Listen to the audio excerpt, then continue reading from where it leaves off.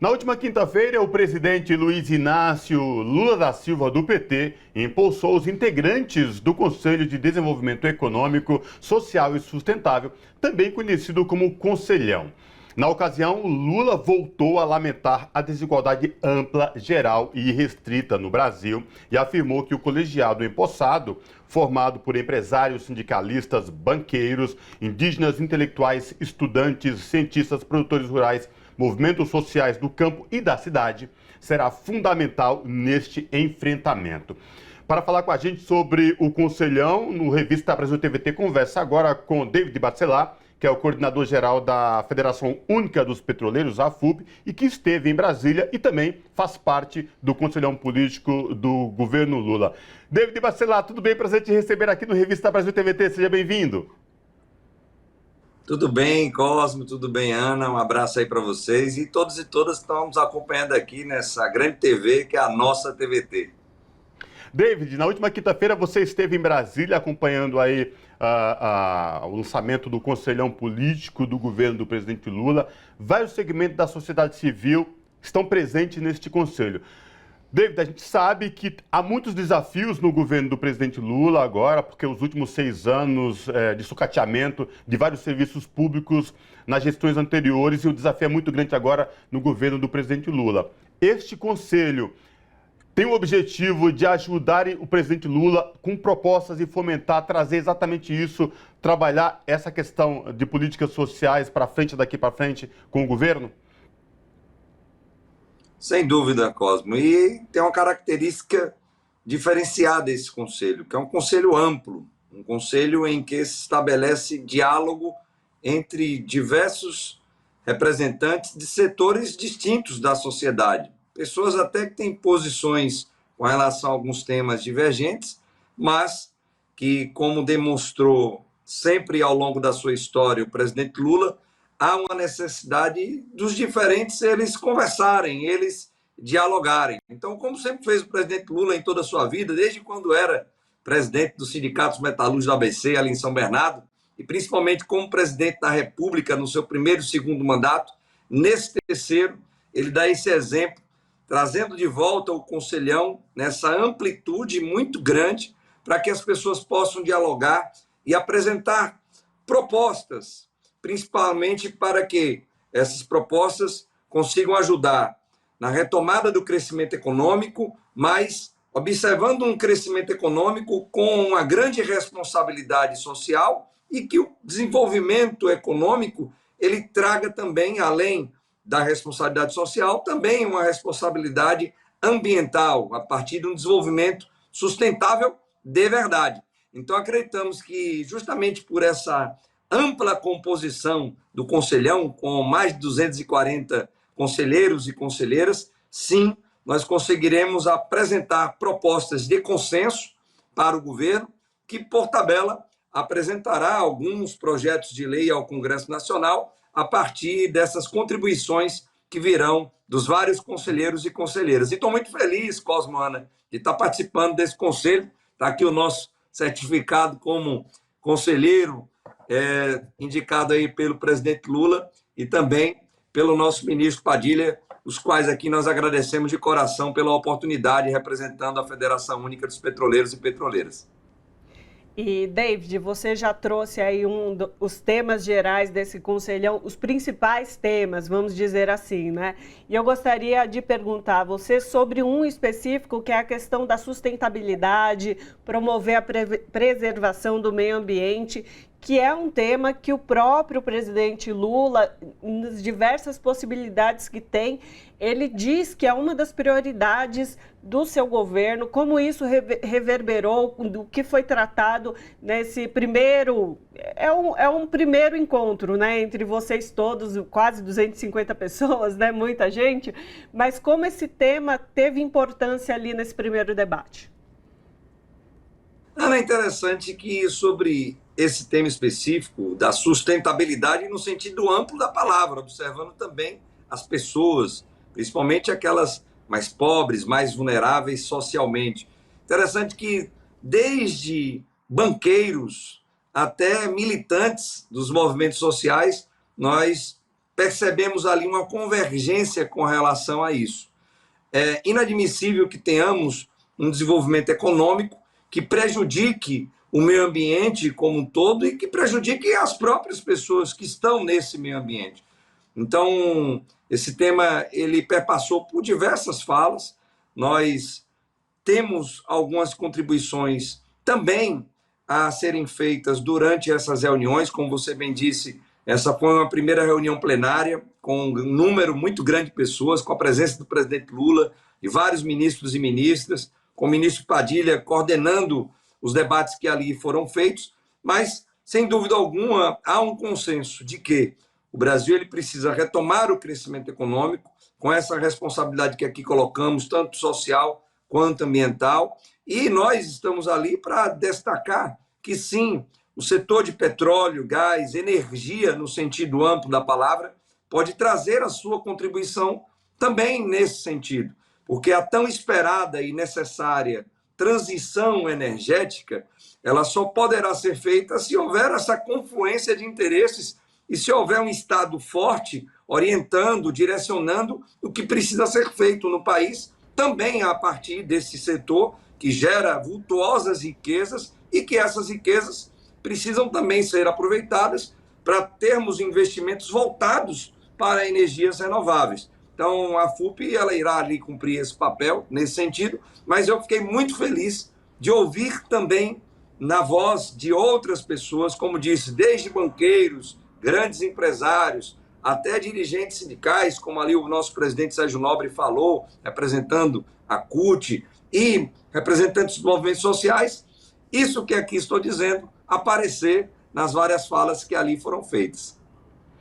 Agora, David, outra fala muito importante que chamou muita atenção no discurso do presidente Lula, ao empossar todos os conselheiros, foi de que ele deixou claro, assim, esse conselho não é para falar bem do governo, a questão não é essa. Esse conselho é para, de fato, propor e ter a participação colaborativa de todos os presentes. E aí que chama a atenção essa coisa que está impregnada na pessoa do presidente Lula, que é do diálogo com os mais amplos setores da sociedade, independente se concorda ou não, mas para de fato dialogar e chegar a um senso comum. Eu queria te ouvir também sobre essa questão, exatamente desta fala dele, né? Não quero receber só afagos de quem está aqui, né? Quero tê-los aqui para de fato contribuir na melhor forma possível para o desenvolvimento do país.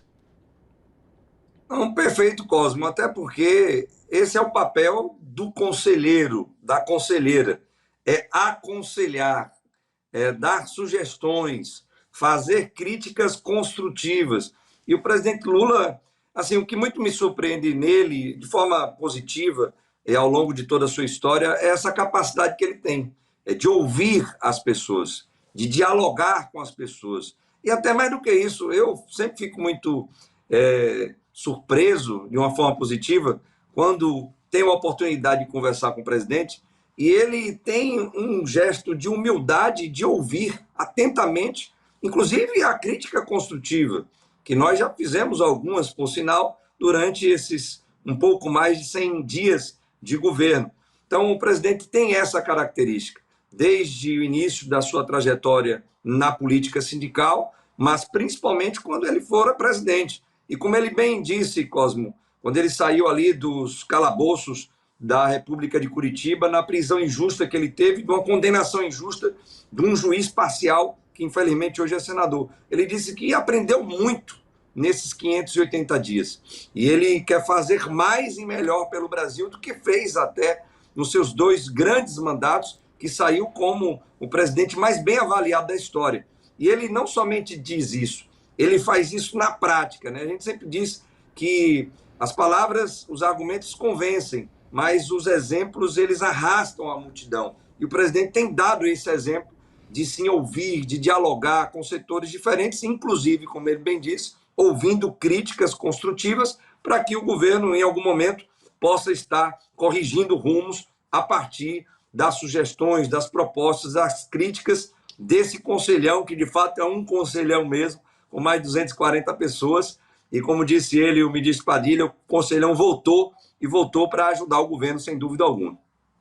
Ele voltou porque, inclusive, lá nas gestões anteriores de Luiz Inácio Lula da Silva, existia um conselhão também, né, um grupo que, assim, dessa mesma forma como foi instituído nessa semana. Agora, David, é interessante olhar para esse conselho a partir do que foi o processo eleitoral onde o presidente Luiz Inácio Lula da Silva foi eleito com um pedido da população brasileira por democracia e pela garantia do Estado Democrático de Direito. De fato, esse conselhão, que não tem apenas pessoas muito próximas ao partido do presidente, como você bem disse, é muito plural, ele dá essa conotação de fato, né, do processo democrático, da participação dos diversos atores sociais, independente de que lado eles estejam, mas em prol da democracia e da população brasileira. Me parece que esse foi também a energia que rondou ali nesse primeiro encontro. Sem dúvida, Ana. É interessante que democracia ela é preservada e defendida dessa forma, com a amplitude dos atores e atrizes que estão dentro da sociedade. É bom destacar que o processo eleitoral, em 2022, ele se deu justamente com essa polarização daqueles e daquelas que defendem a democracia e aqueles que estavam ludibriados, enganados ou até entendendo o que estavam fazendo, defendendo um Estado autocrático, nada democrático. E a eleição ela foi ganha por essa frente amplíssima, por essa composição ampla de uma esquerda que finalmente se aglutinou, mas também com liberais democratas que entendiam o que é que estava em voga, que era, sim, o país desembocar para próximo dos países que estão sendo controlados pela extrema-direita fascista, como exemplos que temos na Europa e em outros lugares aqui no planeta Terra. Então, esse conselhão tem essa característica também, de defender a democracia. Foi um tema, como você bem colocou, que apareceu com força nas falas de várias pessoas, e aqui, repito, desde grandes empresários, banqueiros, representantes do sistema financeiro, startups, até representantes dos movimentos sociais e do movimento sindical, destacando que tudo que nós queremos fazer, aqui falamos de desenvolvimento econômico, social e sustentável, só se dá com a preservação e defesa da democracia. E o próprio Conselhão demonstra isso. São mais de 40% de mulheres, são representantes de todos os estados da federação, de todas as nossas regiões por tabela, com representações de pessoas negras, de pessoas das comunidades indígenas, quilombolas e também dos grandes empresários, das elites brasileiras. Então, eu particularmente, Ana, fiquei muito feliz em ver que todas essas pessoas têm como um princípio básico a defesa da democracia para que possamos alcançar esses resultados, não somente durante esses 4 anos de governo do presidente Lula, mas também que a democracia ela seja perenizada, com políticas de Estado, com fortalecimento das instituições que existem, e isso eu fiquei muito feliz de ver também nas falas de várias pessoas de diversos segmentos da sociedade brasileira. Perfeito. Conversamos com o David Bacelar, que é coordenador-geral da Federação Única dos Petroleiros, que é a FUP, que esteve, então, e faz parte desse conselhão, esteve nessa semana na nomeação dessas pessoas que participarão do conselho. David, muitíssimo obrigado pela sua participação conosco aqui hoje. Não, obrigado, Ana, obrigado, Cosmo, agradecer pela oportunidade e, mais uma vez, parabenizar a nossa TVT pelo jornalismo sério que faz para a população brasileira. Esperamos que durante esses 4 anos tenhamos aí a TVT em cadeia nacional para todo o Brasil, não somente no estado de São Paulo e nas retransmissoras que existem, mas que o povo brasileiro tenha a oportunidade de assistir a TVT em todo o país. Que assim seja. Abraço, David. Abraço.